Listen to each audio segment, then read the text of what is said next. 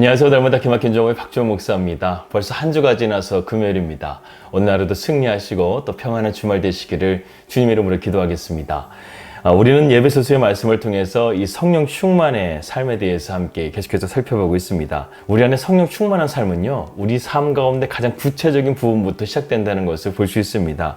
그렇기 때문에 우리의 삶의 가장 기본 단위인 가정에서부터 부부의 관계, 또 부모와 자녀와의 관계, 이러한 관계에서부터 변화될 수 있다라는 것을 함께 우리가 살펴보았는데요. 그래서 한 사람이 예수님을 믿게 되면 비록 고난과 핍박이 따르지만 결국에는 승리하게 되고 가정의 주인 되신 예수로 인해서 그 가정이 살고 참된 기쁨과 평강이 임할 수 있다는 것을 우리가 함께 알게 되었습니다. 그런데 이러한 변화라는 것은 하루아침에 되는 것이 아니에요. 하나님께서는 우리의 옛 죄된 모습을 변화시켜 주시고 거듭난 주님의 자녀가 되게 하기 위해서 여러 가지 영적인 훈련과 연단을 허락하십니다. 저는 이것을 영적인 DNA를 만드는 시간이라고 부르고 싶습니다. 하나님은 우리의 영적인 체질을 바꾸신다는 것이죠. 그래서 예수님을 믿게 되면 우리는 죄를 멀리하게 되고 하나님을 가까이 하게 되는 믿음으로 나아가게 된다는 것입니다. 저희가 이곳 뉴질랜드에 2년 동안 있으면서 받은 훈련이 바로 그것이에요. 하나님은 우리의 영적인 DNA를 바꾸시고 있다는 사실을 깨닫게 되었습니다. 목회자의 가정이면서도 우리 안에 있는 죄악된 모습들을 발견하게 되고 또한 이러한 것들을 미워하고 또 싫어하면서 내 안에 또 다른 옛 본성이 그것을 하게 만드는 그러한 것들을 우리는 기나긴 싸움을 통해서 계속해서 싸워가고 있습니다. 그래서 결국은 이 영적 전쟁에서의 승리는요, 내가 죽고 내 안에 예수로 사는 것밖에 없습니다. 내가 죽으면 예수의 생명이 내 안에 살기 때문에 어둠이 들어올 수 없고 내가 죽으면 주님이 주인 되시기 때문에 제가 우리에게 주인 노릇을 할 수 없게 된다는 사실입니다. 그런데 오늘날 이러한 것들을 알지 못하게 마귀가 계속해서 우리의 삶을 속이고 있어요. 그래서 가정도 교회도 국가도 지금 혼란 속에 살아가고 있는 것 같습니다. 언제나 신앙의 원리는 단순합니다. 우리가 주님께로 돌아와서 온전히 그분을 구하면 주님은 언제나 우리를 사랑으로 받아주십니다. 그러면 부부의 관계 속에서도 주님이 임하시고 부모와 자녀와의 관계 속에서도 주님이 임하시고 또한 직장에서 상사와 부하 직원의 관계 속에서도 주님이 임하시고 교회 공동체 속에서도 주님의 나라가 임하게 되는 그런 놀라운 은혜를 우리는 경험하게 될 것입니다. 그동안 우리의 신앙생활을 한번 점검해 봅시다. 얼마나 나태하게 신앙생활을 했습니까? 이제는 정말 마지막 때를 살아가고 있는 이 시대 속에서 우리는 정말 제대로 된 신앙생활을 살아갈 수 있는 마지막 기회가 될지도 모릅니다. 우리는 이 기회를 절대로 놓쳐서는 안 돼요. 그리고 이 기회는 어쩌면 우리 인생 가운데 다시금 돌아오지 않을 수도 있습니다. 그러므로 지금 우리에게 가장 시급한 기도는요, 바로 내가 죽는 것입니다. 예수로 죽고 예수로 사는 것. 이 기도가 나를 살리고 저 여러분들의 가정을 살린다는 것이죠. 아무쪼록 우리 날마다 기막힌 정원 식구들은요, 성령 충만함으로 나는 죽고 내 안에 예수로 살아가는 삶을 실현의 내물 통해서 그러한 세상 가운데 그리스도의 그루터기가 될 수 있기를 주님의 이름으로 기도합니다. 말씀 들어가도록 하겠습니다. 오늘 바울은 우리에게 부부에 대한 관계, 부모와 자녀와의 관계에 이어서 주인과 종에 대한 관계에 대해서 우리에게 말씀해주고 있습니다. 당시 로마 시대에는 노예들이 6천만 명이나 있을 정도로 또 하나의 계층을 이루고 있었습니다. 에베소서 6장 5절 말씀입니다. 종들아 두려워하고 떨며 성실한 마음으로 육체의 상전에게 순종하기를 그리스도께 하라.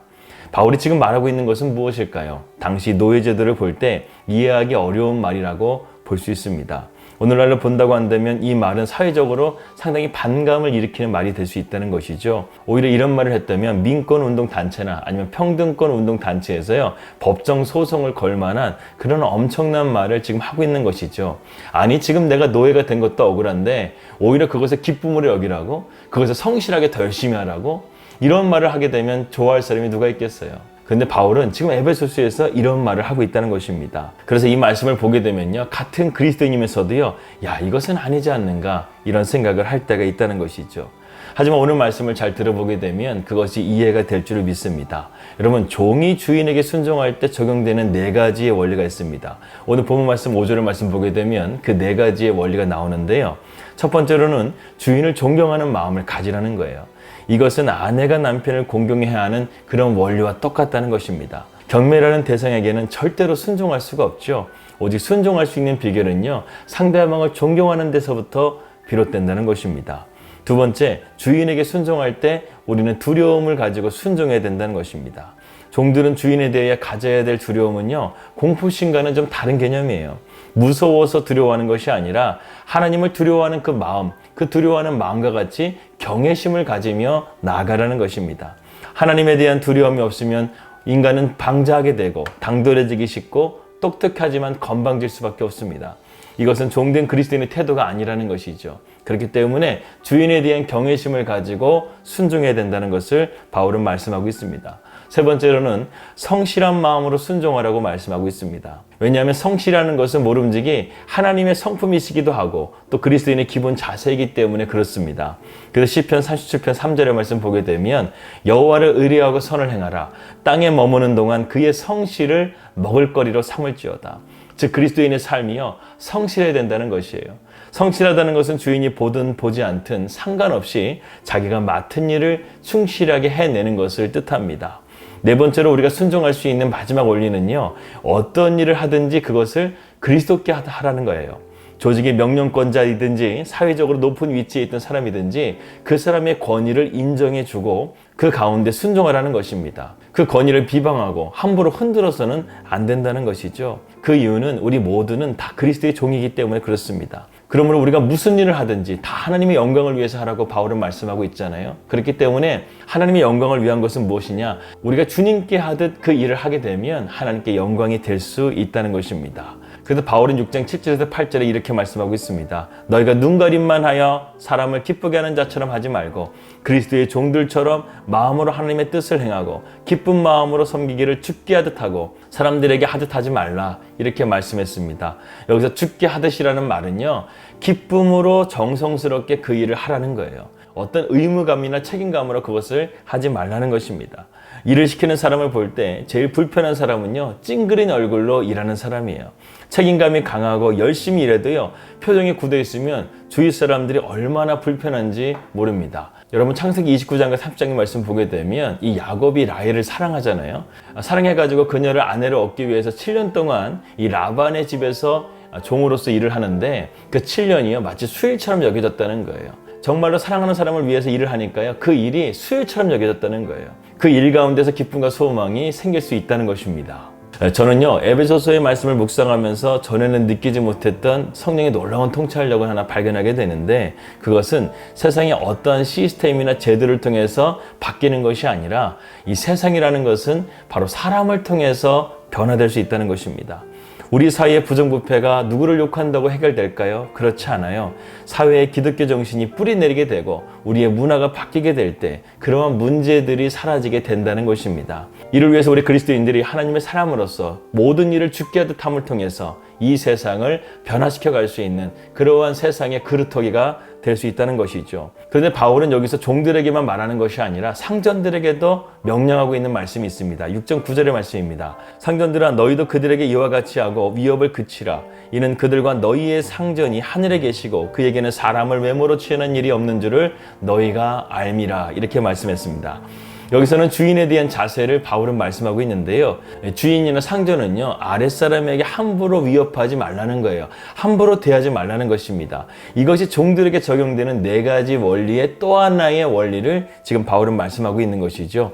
권력이 있다고, 또 돈이 있다고 남을 위협하는 사람들을 종종 보게 됩니다. 그러나 바울은요, 그리스도인은 그러한 자가 되어서는 안 된다고 말씀하고 있습니다. 골로새서 4장 1절의 말씀 보면 상전들아, 의와 공평을 종들에게 베풀지니 너희에게도 하늘의 상전이 계심을 알지어다, 이렇게 말씀했습니다. 하늘에 우리 주인이 계시다는 사실을 우리가 알라고 말씀하고 있죠. 어떻게 보면 이 세상의 모든 것은 다 하나님의 것이고 하나님이 주인이라는 것을 우리는 깨달아야 됩니다. 얼마 전에 아내가 그런 얘기를 했어요.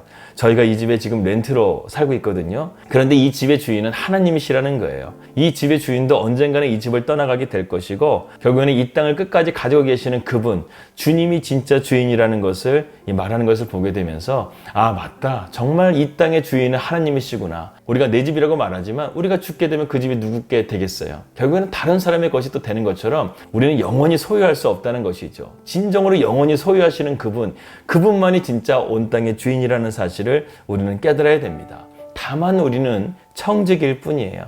그렇기 때문에 우리는 교만할 것도 없고요. 최고의 상전 되시는 하나님 앞에 우리가 종된 자로서, 우리가 청지기로서 그것을 잘 다스리고 그것을 잘 관리하고 성실하게 관리하는 것, 이것이 우리의 책임이고 우리의 의무라는 사실을 우리는 기억해야 되겠습니다. 야고보서 5장 4절 말씀 보게 되면요, 보라 너희 밭에서 추수한 품꾼에게 주지 아니한 삭시 소리 지르며 그 추수한 자의 우는 소리가 만군의 주의 귀에 들렸느니라. 요즘같이 경기가 어려운 상황 가운데서 경영자나 또 직원이나 여러 가지 어려운 상황 가운데 있어요. 그러면서 월급을 제대로 주지 못하는 그런 경우들이 있다는 것이죠. 하지만 정말 줄 수 있다고 한다면 그 부하 직원들에게 월급을 제때 주는 것이 이 경영자의 책임이라는 것이죠. 그렇지 않게 되면 그들이 울부짖게 될 것이고, 그 울부짖는 것이 하나님의 귀에 들려가게 돼서 그 기업도 온전하지 못하게 될 수 있다는 사실입니다. 이곳 뉴질랜드도 관광으로 먹고 사는 나라인데요. 2년 가까이 국경을 폐쇄했으니 얼마나 경제적으로 지금 난국 가운데 있겠습니까? 이곳은 한국처럼 공장도 마음대로 세울 수 없는 그런 청정 국가라고 해가지고요. 공장도 마음대로 세울 수가 없는 거예요. 사람들이 거렁뱅이로 거리에 점점 나오게 되고 또 사회적인 흉흉한 그런 범죄 소식들도 들리고 있습니다. 그들이 그러고 싶은 것이 아니에요. 일자리가 없어서 그렇게 된 것입니다. 그런 울부짖음이 하나님께 상달된다는 거예요. 여러분, 이럴 때일수록 우리 그리스도인들의 삶이 더욱더 하나님의 나라를 세워가기에 앞장서야 된다는 것이죠. 그렇기 때문에 내가 조금 손해를 보더라도 함께 우리의 이웃들과 살아갈 수 있는, 더불어 살아갈 수 있는 그런 믿음의 자세가 우리 그리스도인들의 그런 희생전신, 이타적인 정신이 되어야 된다는 것입니다. 예수님께서는 가장 높으신 신분이심에도 불구하고요, 제자들의 발을 씻기셨음을 기억하시기 바랍니다. 우리는 어떤 형편에든지 이러한 순종의 원리를 기억함을 통해서 하나님께 영광이 될 수 있는 우리 날마다 기막힌 정원 식구들이 될 수 있기를 주님의 이름으로 기도합니다. 기도하겠습니다. 하나님 아버지, 우리가 하나님의 나라의 원리 가운데서 우리의 위치는 청지기의 위치라는 사실을 오늘 새롭게 깨닫게 됩니다. 그렇기 때문에 우리가 주님의 종된 자로서, 그리고 주님께서 주님의 것을 맡겨진 청지기로서 우리가 그 역할을 다함을 통해서 하나님의 나라의 영광이 될 수 있도록 인도하여 주시옵소서. 예수님의 이름으로 기도하였습니다. 아멘. 예, 평안한 주말 되시고요. 저는 다음 주에 뵙도록 하겠습니다. 우리 믿음으로 승리합시다.